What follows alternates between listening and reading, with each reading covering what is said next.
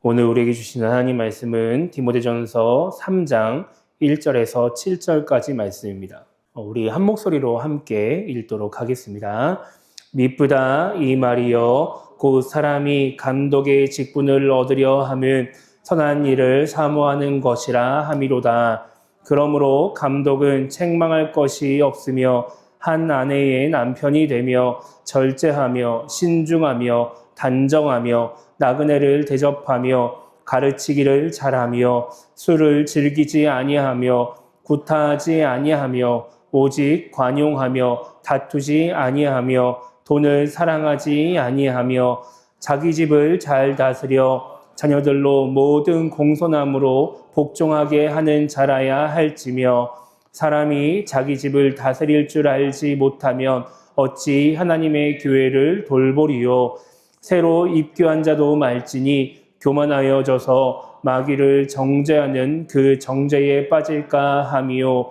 또한 외인에게서도 선한 증거를 얻은 자라야 할지니 마귀의 올무에 빠질까 염려하라.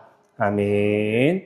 우리는 이제 지난주에 이제 제 수요일이어서 우리가 요나 말씀을 살펴봤고요. 그 전에 이제 2월 마지막 주 수요일에 디모데전서 이제 2장 8절부터 15절까지 말씀을 통해서 이제 교회 공동체를 세워가기 위해서 이제 우리가 생각해야 될 것이 무엇인지를 살펴봤습니다. 사도 바울은 이제 남자들에게 분노와 다툼보다 이제 기도하도록 이제 권면을 했고요. 그리고 교회의 질서를 따르기를 여자들에게 이제 권면을 했습니다. 그리고 나를 드러내기 위해서 교회에 오는 것이 아니라 하나님을 경외하는 마음으로 이제 교회에 오도록 권면을 했죠. 그렇게 함으로써 이 다양한 사람들이 모여있는 교회가 이제 잘 세워져 가기를 바라는 마음에 이제 그런 권면을 했던 것입니다. 오늘 이제 우리가 읽은 말씀은 감독이라는 직분에 대해서 알려주고 있는 말씀이에요. 초대교회는 직분이 있었습니다. 근데 그 직분의 의미가 지금 우리랑은 좀 많이 달라요. 특히 이제 디모데전서에 나오는 이제 오늘하고 다음 주에 살펴볼 이 감독과 집사라고 하는 직분은 이제 완전히 다른 개념입니다. 지금하고는 완전 다른 개념이에요. 사도행전 20장에 보면은 사도 바울이 이제 마지막에 자기가 붙잡힐 것을 알고서 예루살렘에 가거든요. 근데 그때 이제 가는 중에 이제 에베소 교회 장로들을 이제 불러서 만나는 장면이 나옵니다. 그때 이제 그 에베소 교회 장로들에게 사도 바울이 이제 하나님께서 여러분들을 감독자로 삼으셨습니다. 이제 이런 식의 이야기를 해요. 그래서 장로에게 감독자라고 하는 그런 역할을 부여함으로써 이 성경은 감독이라고 하는 직분하고 장로라고 하는 직분을 동일한 직분으로 이해를 합니다. 물론 이제 원어적으로 사용하는 단어는 좀 다른데 의미는 이제 같다라고 볼 수 있는 거죠. 그러니까 성경에 보면은 초대교회 장로는 곧 감독이었다. 그리고 감독은 곧 장로였다. 이제 이렇게 이해를 할 수 있는 겁니다. 장로라고 하는 말은 이제 연장자, 대표자라는 의미를 갖고 있어요. 그러니까 지금 장로를 얘기하는 게 아니에요. 초대교회 장로를 얘기하는 겁니다. 그래서 이제 초대교회가 보통 이제 지역 명칭을 따라서 교회를 호칭하잖아요. 그러니까 에베소 지역에 있는 에베소 교회, 그다음에 뭐 고린도에 있는 고린도 교회 이런 식으로 호칭을 하는데 이게 뭐 작은 하나의 이제 뭐 지금처럼 우리 같은 하나의 교회가 아니라 그 지역 교회 전체를 통칭하는 이제 표현이다 보니까 그 에베소 교회 안에도 에베소 지역에 각각 모이는 교회들이 있었습니다. 그러니까 지금처럼 뭐 교회 건물로 모이는 것이 아니라 가정에서 모였기 때문에 가정마다 이제 모이는 멤버들이 있었고 이제 그 가정에서 그 드리는 예배를 인도해 나가는 사람들도 있었겠죠. 이제 그렇게 그 하나의 그룹의 교회를 대표하는 사람을 보통 장로라고 호칭을 했었고 이제 그 안에서 그 사람들이 예배를 인도한다든지 그 모임을 이끌어간다든지 뭐 이런 식의 역할을 감당을 했던 거예요. 그러니까 지금 우리도 이제 익산 안에서 이제 여러 개의 교회가 있고 각각 안에 이제 교회 지도자들이 세워져 있었던 것처럼 이제 에베소 교회도 그렇게 이제 각각의 모임 안에서의 지도자가 있었기 때문에 이제 에베소 교회 안에 여러 명의 장로들이 있었겠죠. 그래서 이제 그들이 모여서 뭐 상의도 하기도 하고 이렇게 사도 바울이 편지를 보내면 그걸 이렇게 돌려 읽으면서 각각의 이제 소그룹 안에서 각각의 모이는 가정에 모이는 교회 안에서 이제 그런 말씀들을 알려주기도 하고 뭐 이런 일들을 했던 겁니다. 그래서 이제 초대교회 안에서의 장로다라고 하는 직분은 개별 교회의 대표, 개별 교회 예배를 인도하는 사람, 이 정도로 우리가 그냥 쉽게 이해할 수 있을 것 같아요. 그럼 이제 감독이라는 건 뭐냐면은 원래 이 당시에 감독이라고 하는 말은 이제 로마 식민지의 한 지역을 다스리는 어떠한 관료 이런 거를 뜻하는 말이었습니다. 그러니까 우리가 지금 감독한다 이렇게 말할 때랑 비슷하게 뭔가 이렇게 돌보고 관리하는 역할을 하는 거를 보통 감독이라고 말을 했어요. 그래서 이제 교회 안에서 감독이라는 사람은 뭘 하는 거냐면은 이제 교회를 돌보는 사람, 교회를 돌보고 교회에 다니는 성도들을 돌보는 사람들을 감독이라고 말을 합니다. 그러니까 이제 장로는 이제 교회를 대표하는 역할을 보통 이제 지칭하는 표현이라고 한다면 감독은 약간 사명에 더 가까운 약간 그런 느낌인 것 같아요. 그래서 돌보는 사람이라는 뜻을 갖고 있는 거죠. 그래서 이제 감독이라고 우리가 표현하는 이 단어의 헬라어 언어가 에피스코페 이런 식으로 이제 이야기를 하는데 이 말의 뜻이 뭐냐면 방문하다라는 뜻이 있는 거예요. 그러니까 성도들을 방문해서 이제 권면하고 돌보고 이제 이런 역할을 하는 것을 이제 감독이다라고 이야기를 했죠. 그래서 이제 영어 성경에 보면은 우리는 감독이라고 표현을 했지만 영어 성경은 양치기라고 표현을 합니다. 양을 돌보는 사람 이렇게 표현을 하는 거예요. 그러니까 감독이라는 역할이 이제 돌보는 역할을 하는 거다 이제 이렇게 말을 할 수 있는 거죠. 그러니까 이제 다시 좀 정리를 하자면 이제 성경에는 장로와 감독이 동일한 이제 직분인데 동일한 역할을 하는 동일한 사람이 이제 담당하는 직분인데 이제 교회를 대표하고 교회를 이끌면서 이제 성도를 돌보는 것이 이제 바로 장로, 감독의 역할이다라고 볼 수 있는 겁니다. 그러면 지금 이제 우리 교회, 우리 지금 한국 교회, 우리의 지금 현대 교회 입장에서 생각해 봤을 때 지금 감독, 장로와 가장 비슷한 역할을 하는 직분이 뭘까요? 네, 목회자입니다. 그래서 초대교회 안에 장로랑 감독이라는 직분은 성직자를 의미했었어요. 성직자를 의미했어요. 이게 원래 가톨릭에서도 계속해서 성직자의 직분이었습니다. 그러니까 원래는 이제 이게 초대교회면 이제 가톨릭이잖아요. 그죠? 그러니까 가톨릭에서 원래 감독이랑 장로는 똑같은 역할을 이제 지칭하는 말이었는데 시간이 좀 흐르면서 이게 조금씩 바뀌기 시작해요. 그러면서 이렇게 약간 감독은 조금 더 높은 사람, 장로는 조금 낮은 사람, 약간 이렇게 높은 성직자, 낮은 성직자, 약간 이런 식의 구분하는 표현으로 사용되면서 점점 이렇게 장로가 약간 되게 낮은 존재로 자꾸 밀리는 거죠. 그러면서 이제 가톨릭 안에서 장로라고 하는 직분이 사라지게 됩니다. 그리고 감독은 이제 주교라고 하는 표현으로 이제 우리가 보통 사용을 하는데, 그러면서 이렇게 가톨릭 안에서 이제 천주교 안에서 장로라는 직분이 사라져요. 그러니까 성직자 외에 다른 모든 직분. 그러니까 천주교는 집사도 없어요. 집사 외에 아무것도 없어요. 그러니까 성직자만 남고 나머지 직분들이 다 사라졌다가 언제 이게 다시 생기냐면 종교 개혁할 때 다시 생깁니다. 그러니까 종교 개혁할 때 이제 교회를 막 독립을 시켜가지고 막 이제 각자 이렇게 막 신앙생활을 하는데 이게 막상 성직자만 딱 놔두고 나머지는 알아서 하라고 해보니까 이 성도들이 이게 자기들도 그냥 성직자만 따라 해봤지 교회를 운영해 본 적도 없고 아무것도 없으니까 너무 혼란스러운 거예요. 그래서 이제 종교개혁했던 사람들이 다시 이 직분을 살려가지고 교회를 좀 질서 있게 운영을 해야 되겠다라는 마음으로 장로나 집사 이런 직분들이 살아나기 시작합니다. 참고로 말씀드리면 권사라고 하는 직분은 성경에 나오지 않아요. 우리나라에서 만들어진 직분이에요. 그건 이제 교회의 필요에 따라서 움직인 거고 어쨌든 이제 다시 종교개혁을 하면서 이 장로, 집사라는 직분이 생기면서 원래는 장로가 성직자에 대한 이제 호칭이었는데 이게 평신도 직분으로 이제 종교개혁하면서 바뀌어요. 그래서 이제 성직자는 이제 목회자로서의 역할을 감당하고 목회자라는 이제 호칭이 세워지고 그리고 이제 장로, 집사는 이제 평신도 직분으로 이렇게 바뀌게 되는 거죠. 제가 왜 이렇게 이 얘기를 길게 했느냐? 오늘 말씀이 감독에 대한 말씀이잖아요. 그죠?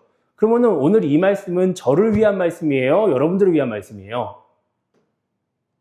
너요라고 하시면 안 되고, 네. 저를 위한 말, 저한테 하는 얘기예요, 저한테 하는 얘기. 그러면 이제 그런 생각이 들죠. 그럼 제가 들어야죠. 제가 이 말씀을 열심히 살펴보고, 내가 이렇게 살아야 되는구나, 이런 거 생각하면 되는 거고, 그럼 반대로 생각하면, 이 말씀을 읽은 성도님들은 그런 생각 들 수 있죠. 이거는 목사님을 향한 얘기니까, 나는 목회자가 아니니까, 나는 상관이 없네요.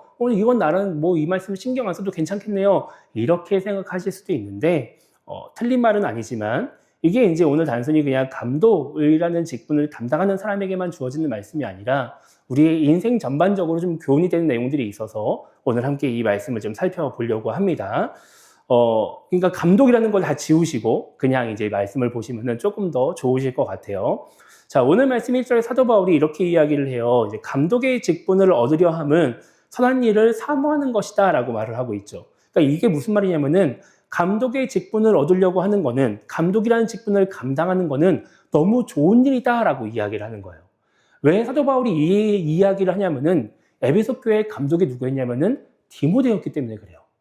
그러니까 디모데가 뭔가 에베소 교회 전체를 이제 총괄하면서 거기서 막 말씀도 가르치고 막 이제 이런 이끌어가는 역할들을 해야 되는데 너무 부담스러울 거 아니에요. 어려울 거 아니에요.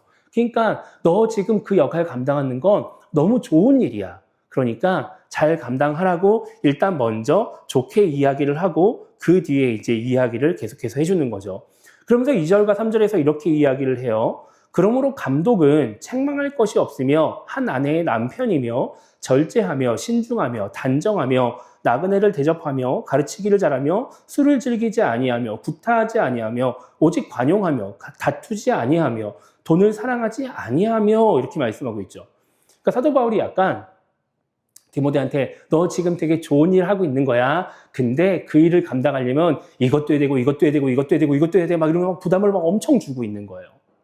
원래 그래서 옛날에는 지금은 이제 뭐 그렇지 않습니다만 이게 여기 감독의 기준에 한 아내의 남편이 되면 이제 이런 부분이 있다 보니까 원래 옛날에는 목사 안수를 결혼한 사람만 받았어요. 결혼하지 않으면 목사 안수를 안 줬습니다. 근데 이제 요즘은 좀 이렇게 많이 사회적인 부분도 그렇고 여러 가지 때문에 많이 바뀌긴 했지만 어쨌든 뭐 이런 이런 것들이 이제 감독, 이제 교회에서 목회하는 목회자의 개인적인 기준, 어떠한 개인적인 모습, 개인적인 행동이 이제 이런 기준을 갖고 있다라고 사도 바울이 이야기를 하는 거죠. 그러면서 이 4절 말씀 보면 이렇게 말을 하고 있어요. 자기 집을 잘 다스려 자녀들로 모든 공순함으로 복종하게 하는 자라야 할지며 라고 말씀하고 있죠.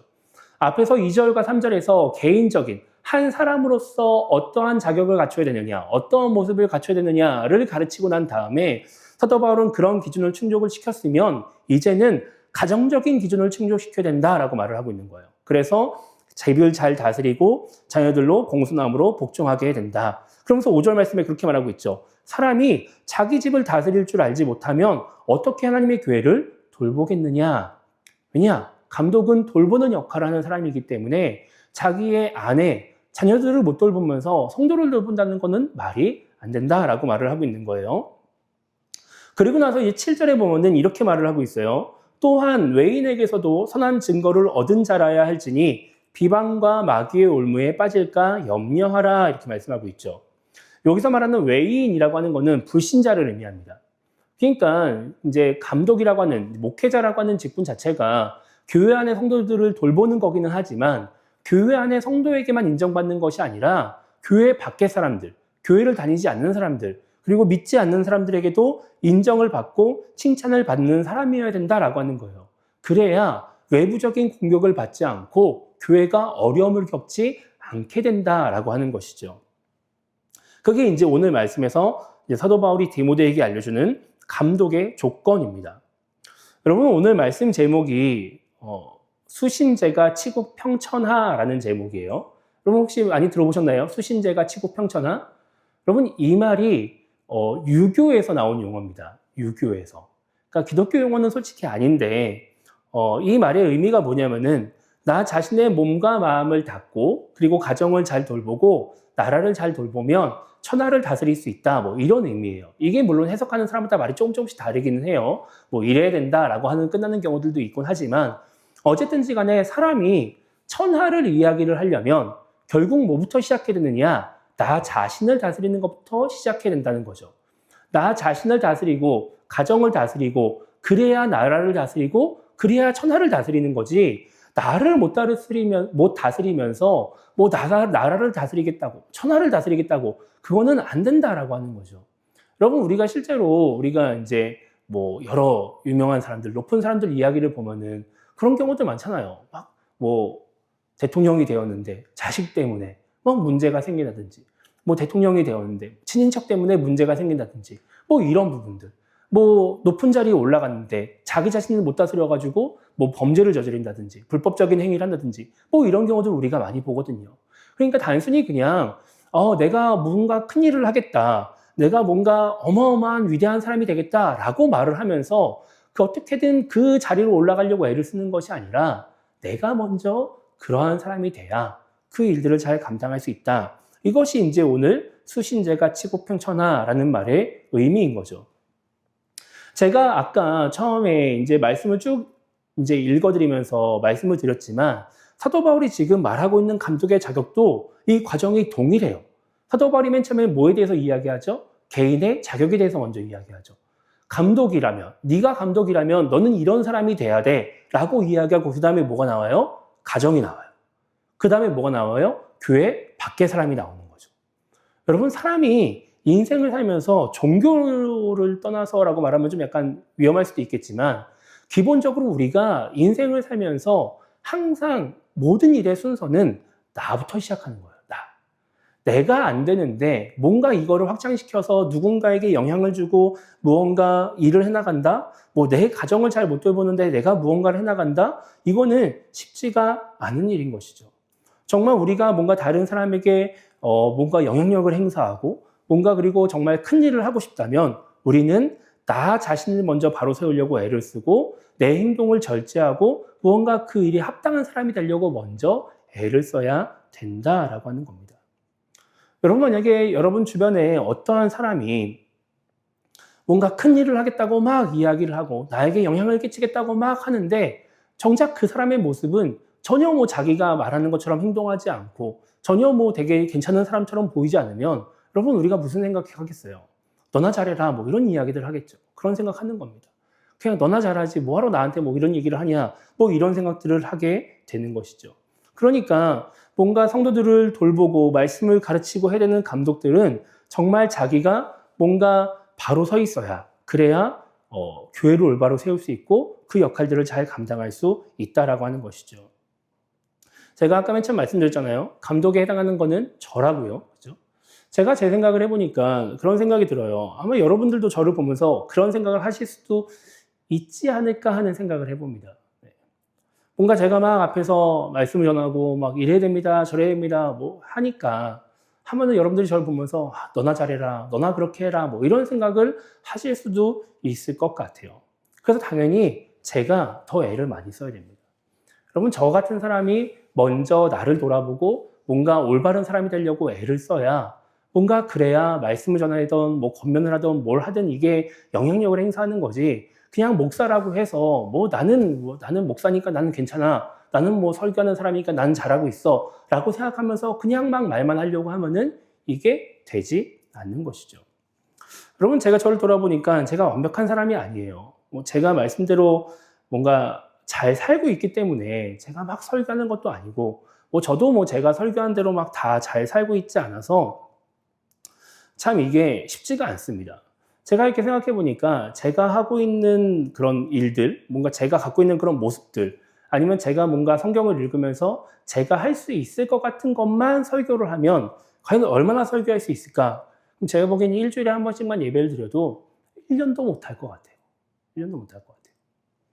제가 24살 때 처음으로 이렇게 전도사라는 신학교를 다니면서 전도사 사역을 시작을 했습니다. 그때 이제 청소년들 대상으로 사역을 했는데 맨 처음에는 되게 호기롭게 시작을 딱 했어요. 하고 뭔가 이렇게 내가 하고 있는 것들, 뭔가 내가 잘하는 것들, 말씀을 통해서 깨닫고 나도 이렇게 살고 있는 것 같아. 막 이런 것들을 막 설교를 해서 막 힘차게 막 설교를 했습니다. 얘들아, 막 이렇게 해야 돼, 저렇게 해야 돼.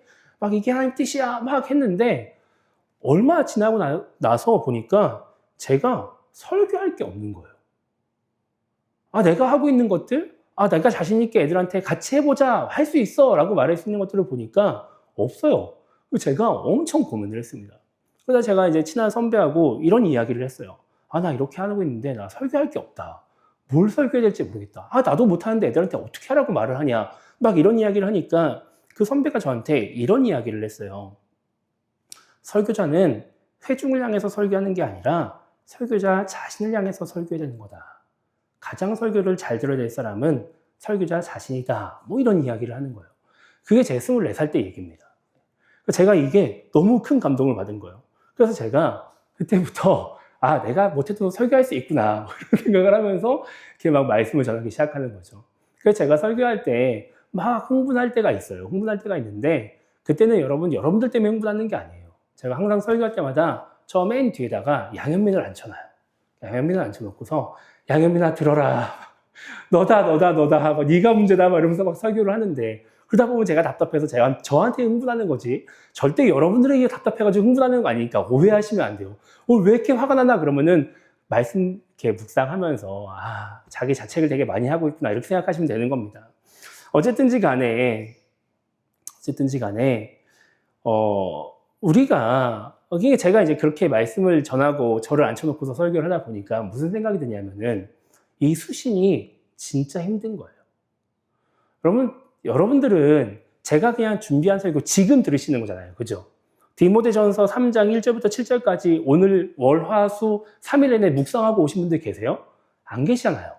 저는 이걸 계속 묵상하고 설교 준비하고 와서 설교를 하면서 저기다가 저를 앉혀놓고서 한단 말이에요. 근데 그렇게 말씀을 묵상하고 또 기억하려고 애를 써도 저도 제가 전하는 말씀대로 사는 게 너무 힘들어요. 수신이 진짜 힘들어요. 너무 어렵단 말이죠. 그거를 해야 뭔가 재가도 하고 치국도 하고 평천화도 할 수 있는데 수신이 잘 안 돼요. 그러다 보니까 사람들이 어떻게 하느냐? 수신을 안 하려고 해요. 그냥 나는 잘하고 있어 라고 하면서 그냥 자기 합리하면서 넘어간단 말이죠. 그러니까 그렇게 넘어가면서 수신을 안 한 채로 뭐 하려고 해요? 재가를 하고 치국을 하고 평천화를 하려고 하는 거예요. 다른 사람들에게 영향력을 끼치려고 하고 다른 사람들을 뭔가 다스리려고 하고 가르치려고 하고 막 이러니까 무슨 문제가 생기죠? 잘 안 되는 거예요. 뭔가 자기는 영향력을 발휘하려고 애를 쓰는데 잘 되지 않는 거죠. 뭐 이렇게 저렇게 막 해가지고 뭐 어떻게든 영향력을 행사할 수 있는 자리에 간다 하더라도 뭔가 결말이 좋지 않은 거예요. 그게 인간의 모습입니다. 그래서 우리가 뭘 해야 되느냐? 수신을 해야 되는 것이죠. 내가 감독이 아니라 하더라도 뭔가 오늘 감독의 조건으로 나오는 그런 여러 가지 모습들, 2절과 3절에 나오는 그 행동들을 뭔가 익히려고 내가 애를 써야 되는 거예요.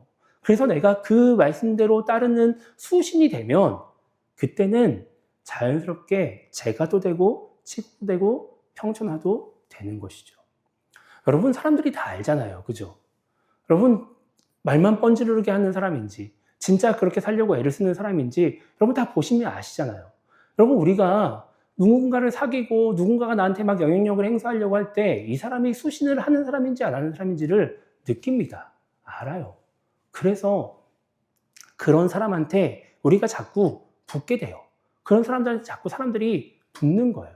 그래서 영향력을 자연스럽게 행사하게 되는 것이죠. 여러분 하나님이 사도 바울을 통해서 왜 감독에게 수신을 먼저 이야기를 하시겠어요? 그게 제일 중요한 부분이기 때문에 그런 것이죠. 그래서 우리가 무언가 교회 안에서 뭔가 일상의 삶 속에서 정말 어떠한 일을 감당하고 싶다 아니면 그냥 올바른 사람이 되고 싶다라고 한다면 우리는 가장 먼저 수신을 해야 된다라고 하는 것입니다. 그런데 이제 이것이 단순히 그냥 한 사람 개인의 문제만 적용되는 게 아니라 교회에도 동일하게 적용이 돼요. 여러분 교회에서 제일 중요한 것이 뭘까 생각해보면 그것도 수신입니다. 그러니까 교회의 수신이 무엇이냐? 그건 당연히 교회다움을 간직하는 거죠. 그러니까 교회가 뭔가 세상에서 막 영향력을 행사하고 사람들에게 복음을 전하고 사람들을 주님 곁으로 이끌려고 하고 이전에 먼저 교회가 교회다움을 간직하고 있어야 되는 거예요. 하나님을 잘 섬기고 하나님 말씀대로 뭔가 이웃을 사랑하고 이런 교회의 수신을 해야 그래야 그 다음에 다른 일들을 감당할 수가 있는 것이죠. 여러분 많은 교회들이 사명이라는 이름으로 자꾸 외부적인 일들을 감당하려고 합니다. 뭔가 하나님을 알리려고 하고 그건 좋죠. 뭔가 세상에서 영향력을 행사하려고 애를 쓰고 그런데 뭔가 교회다움을 잃어버린 채 밖에서 뭔가 막 교회가 세상에서 영향력을 행사하고 뭔가 사람들에게 뭔가 좀 인정받으려고 하면은 되느냐? 되지 않아요. 왜 지금 한국교회가 이렇게 영향력을 잃어버리고 자꾸 비난을 받느냐? 교회가 수신에 별로 관심이 없어요. 규모를 키우고 그 규모를 보여주고 자랑을 하고 외부적으로 영향력을 행사하고 그거에만 관심을 가지니까 교회다움을 잃어버리고 그렇게 하니까 교회가 세상에서 비난을 당하는 게 아닌가 하는 생각을 해보게 되는 것이죠. 여러분 마태복음 5장 13절 이하에 가면 예수님이 믿는 자들에게 세상의 소금이다, 세상의 빛이다 이런 말씀을 하세요. 그러면서 너희가 세상의 소금이 되어야 된다, 빛이 되어야 된다라고 말씀하시는데 여러분 소금과 빛은 다 대부분 주변에 영향을 끼치는 존재를 의미합니다. 그러니까 내가 녹아서 그 주변을 다 짜게 만들고 내가 빛을 비춰가지고 그 어두움이 물러나게끔 만들고 하는 것들을 의미해서 예수님이 빛과 소금을 말씀하시는 거예요. 그런데 그 빛과 소금으로서 주변에 영향력을 끼치는 사람이 되려면 가장 중요한 게 뭐냐? 소금이 짠맛을 가지고 있어야 돼요. 내 안에 내가 정말 세상을 비추는 빛이 되려면 내가 빛이 있어야 되는 거예요. 내가 빛이 없는데 아무리 비춘들 밝아지겠어요? 내가 짠맛을 갖고 있는데 짠맛을 잃어버렸는데 내가 아무리 녹아든들 그 주변이 짜질 수 있냐고요? 짜질 수가 없는 것이죠. 그러니까 우리가 소금이냐 빛이냐 교회냐라고 했을 때 그 가장 중요한 본질을 잊지 않아야 가장 그 수신을 잘 감당해놔야 그래야 주변에 영향력을 끼치면서 점점 더 그 범위가 넓어져가는 그런 역할들을 감당할 수 있는 겁니다. 여러분 제가 디모데전서 2장 1절부터 7절까지 말씀을 좀 나누면서 위정자들을 위해서 기도해라 이런 말씀들이 나올 때 제가 잠깐 초기 기독교 역사를 말씀을 드렸었어요. 혹시 기억하시는지 모르겠는데 예수님을 믿는 기독교가 맨 처음에는 유대교의 분파로 여겨져가지고 핍박을 받지 않았습니다. 그러다가 이제 유대교에서 쟤네들은 우리 분파가 아니에요 라고 말을 하면서 기독교가 로마의 박해를 받기 시작하죠. 그런데 시간이 흐르니까 이 기독교가 로마에서 인정받는 종교가 되고요. 시간이 흐르니까 갑자기 로마의 국교가 되었어요. 이단이라고 취급을 받으면서 핍박받던 종교가 어떻게 이렇게 되었느냐? 역사학자들이 보기에는 이것은 교회가 교회의 본질을 잘 지켰기 때문이다라고 말을 합니다. 교회가 하나님 말씀을 잘 지키면서 따르는 수신을 잘했기 때문에 결국은 교회가 로마에서 인정을 받을 수 있었다라고 말을 하는 거예요. 그 당시 기독교인들이 하나님 말씀대로 경건하게 살았어요. 로마 사람들이 막 향락을 즐기고 동성애를 하고 물질 만능주의로 넘어갈 때 교인들, 예수님을 믿는 사람들은 경건을 지키면서 하나님 말씀대로 살았어요. 그리고 뭔가 과부를 돌보고 약한 자를 돌보고 뭔가 하나님 말씀대로 그 시대 사람들과는 다른 모습을 보여주니까 결국은 이 기독교라고 하는 종교가 예수님을 믿는 사람들이 로마에서 인정을 받기 시작했던 것이죠. 뭔가 그들이 정치적으로 뭔가 막 힘을 쓰려고 애를 쓰고 영향력을 퍼뜨려가지고 나라에서 인정받으려고 애를 쓴 게 아니라 그냥 그들은 수신을 잘하면서 교회다움을 잊지 않고 그리스도인다움을 잊지 않고 그냥 하나님 말씀대로 복음을 전했더니 그것이 결국은 영향력이 퍼져가지고 나라에서 인정받고 국교가 되었던 것이죠. 여러분 우리가 교회다움을 잊지 않고 하나님을 믿는 사람다움을 잃지 않으면 우리가 정말 수신을 잘하면 그 영향력은 자연스럽게 퍼져나가는 것입니다. 오늘 사도 바울은 디모데에게 감독이라는 직분을 감당하는 사람의 자격 조건을 이야기를 했습니다. 제가 계속해서 반복적으로 말씀드린 것처럼 이 중에서 가장 먼저 해야 될 것은 바로 나를 돌보고 나를 바로 세우는 수신입니다. 우리 모두가 하나님을 믿는 사람다운 모습을 갖추기 위해서 수신에 힘을 쓸 때 정말 우리 교회가 교회다움을 잊지 않기 위해서 잃어버리지 않기 위해서 교회의 수신을 힘쓸 때 우리는 하나님이 맡기신 사명을 감당할 수 있는 것이고 이 땅에서 많은 사람들에게 하나님을 알리며 하나님께로 인도하는 영향력 있는 사람, 영향력 있는 교회가 될 수 있는 것이죠. 쉽지 않은 일이지만 우리 모두가 이 수신에 관심을 가지고 정말 수신에 애를 써서 그렇게 그 교회다움, 그리스도인다움을 간직함으로 말미암아 하나님께 귀하게 쓰임받기를 주님의 이름으로 축복합니다.